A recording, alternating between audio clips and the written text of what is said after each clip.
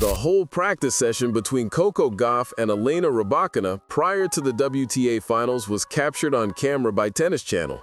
Given that Coco is the reigning champion entering Riyadh with a huge target on her back, fans were enthralled with the way she was hitting. These two weren't playing at your normal warm-up level. With this deep competition, do you believe Coco can truly defend her WTA finals title, or is someone else winning this year?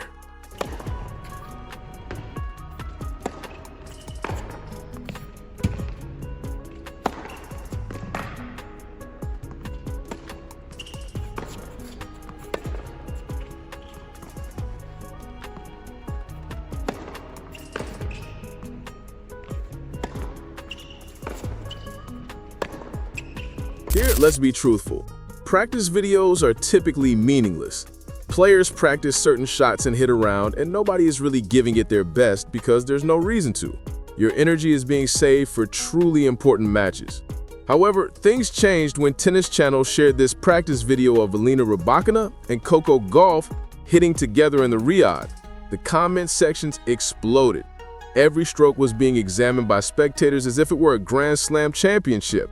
To be honest, it was understandable why folks were freaking out. To begin with, the timing of this activity is important. The biggest competition outside of the Grand Slams is the WTA Finals, which begin on November 1st. 8 of the world's top players are vying for the season's final major title. When you consider it, the prize money is actually greater than any Grand Slam, which is crazy. If the winner wins every match, they take home more than $5 million. Indeed, the stakes are great. Furthermore, these players aren't only turning up.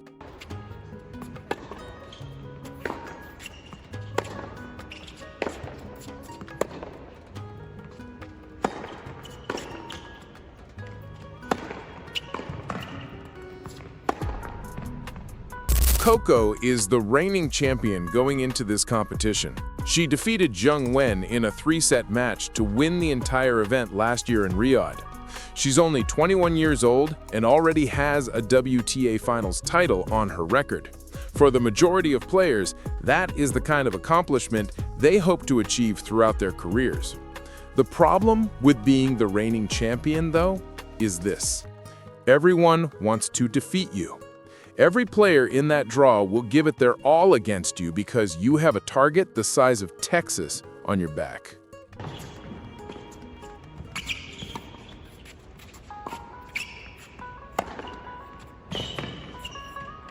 Elena Rybakina hardly qualified for this competition. At the very end of the qualifying period, she overtook Maya Andrea to secure the 8th and last position. She is therefore the underdog, the player who entered the party at the last minute. But everybody who actually watches tennis understands that Elena is dangerous. A few years ago, she won Wimbledon. She can defeat almost anyone when she's playing. And she has one of the greatest serves in women's tennis. She has been playing good tennis, as evidenced by the fact that she advanced to the finals at all. Fans were therefore keeping a careful eye on these two when they entered the practice court together. They noticed that Coco was hitting the ball more cleanly than she had in months. Her forehead was taut, her movement appeared crisp. She wasn't merely giving balls back and forth. She appeared to be prepared to defend a title since she was genuinely working hard and accelerating. The level of tension was unexpectedly high for a practice session.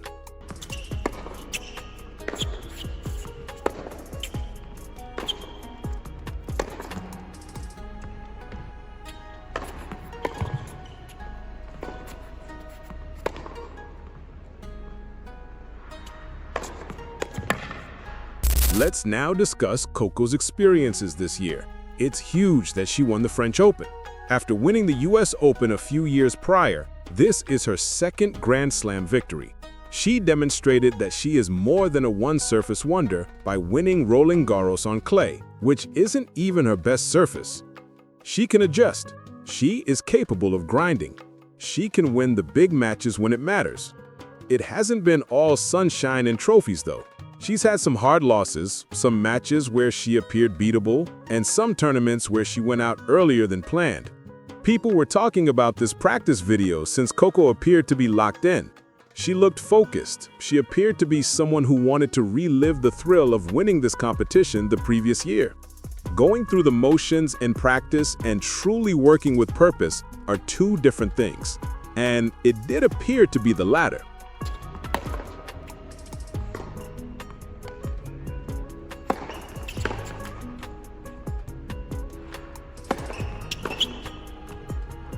Conversely, Elena was matching that energy.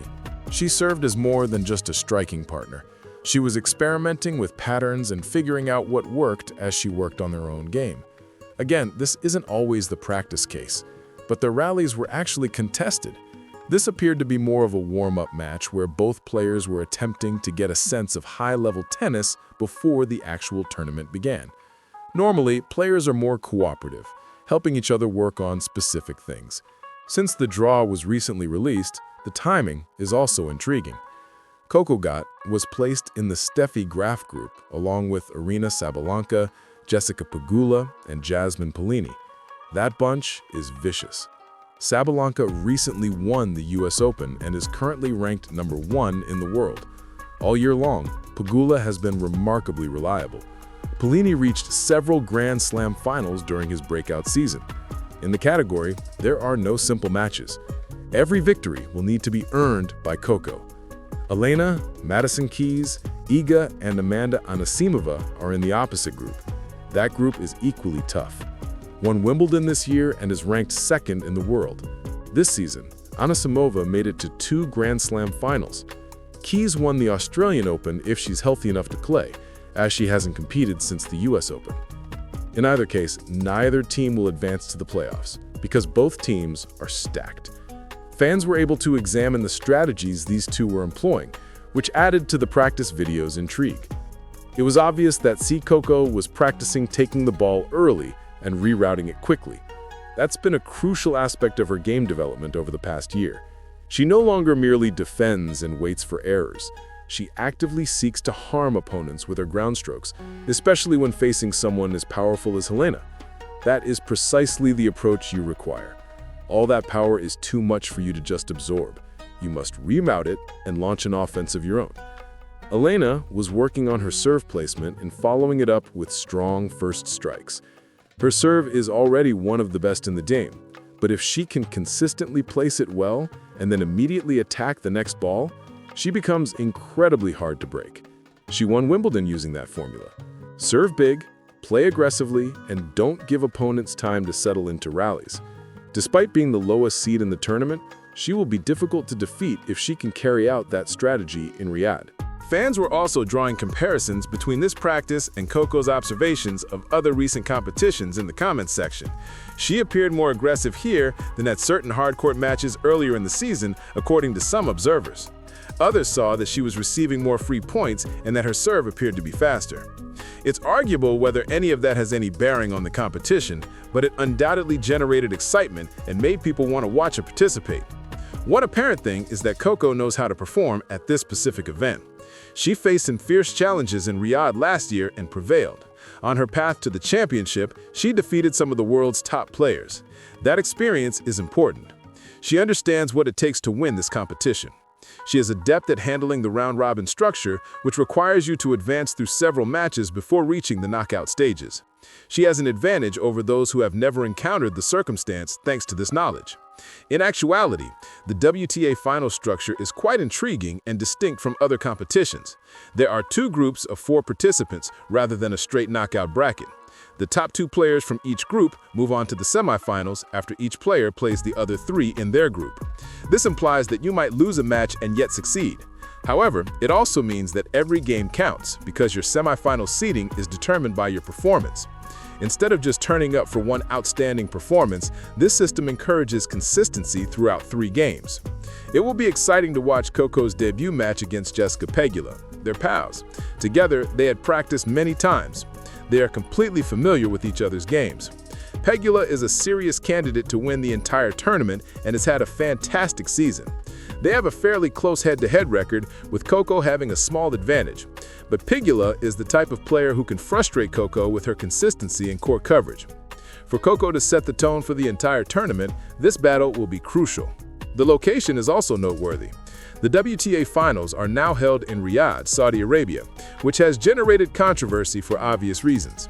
Serious human rights problems exist in the nation, especially regarding women's and LGBTQ rights. Although some previous players have expressed opposition to the tournament being held there, the WTA reached a multi-year agreement since Saudi Arabia is prepared to pay a substantial sum of money. Additionally, they desired stability and appropriate facilities after the Cancun disaster in 2023. Thus, we are once more in Riyadh for the second year of this agreement. In actuality, the competition is well run, and Riyadh has excellent facilities.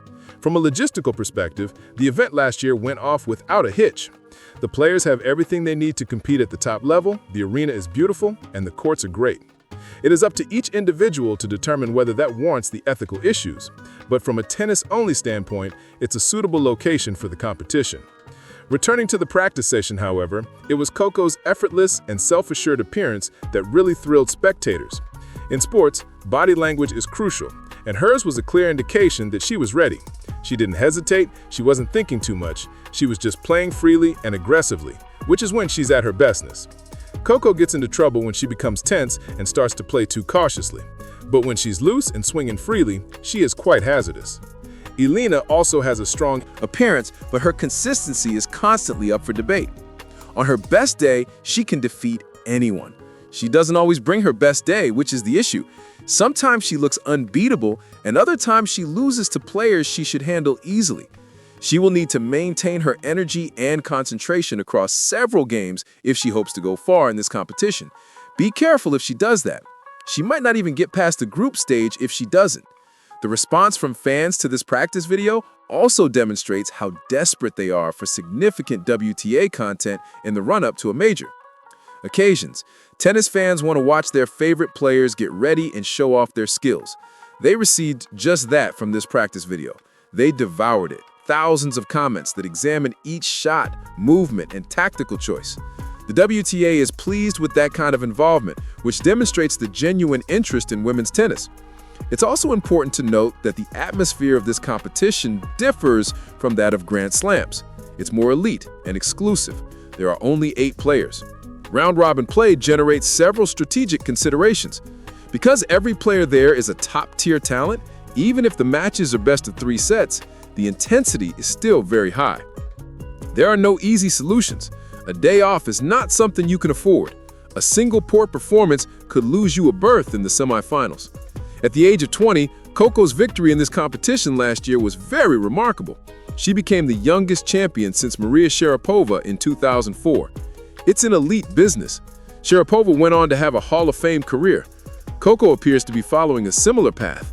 Before reaching 22, she had already won a WTA finals title and 2 Grand Slams. Those are the kind of accomplishments that separate the good players from the all-time greats. It will be more difficult to win it this year, though. Everyone is now aware of her abilities. Everyone has now researched her game and made special preparations for her. Instead of being the hunter, she is now the hunted. That kind of pressure is distinct. While some players flourish under it, others fall apart. Coco appears prepared to handle it based on what we saw in that practice video. She appeared to be someone who had been here before and was fully aware of what needed to be done. The chemistry between her and Elena during practice was also interesting. They admire each other's games. You could see them cooperating while competing, making adjustments, and conversing in between points. You want elite players to exhibit that. They can be fierce competitors during matches, but still help each other grow during practice. Everyone involved gains from this professional approach. So yeah, fans are startled and hyped after seeing these practice films since Coco looked pretty fantastic, better than she's looked in a while according to some people. It remains to be seen if that results in actual match success. Matches and practice are 2 distinct beasts. However, she will be extremely difficult to defeat if she brings the same energy, intensity, and confidence to her real contests. She will solidify her reputation as one of the greatest young tennis players in history if she manages to win this tournament once more. What do you think will happen? Is someone else winning this year, or is Coco making a comeback and winning the entire event again? This competition is going to become crazy, so leave your thoughts in the comments. If you like this analysis, please hit the like and subscribe buttons to ensure you don't miss any of the upcoming coverage of the WTA Finals.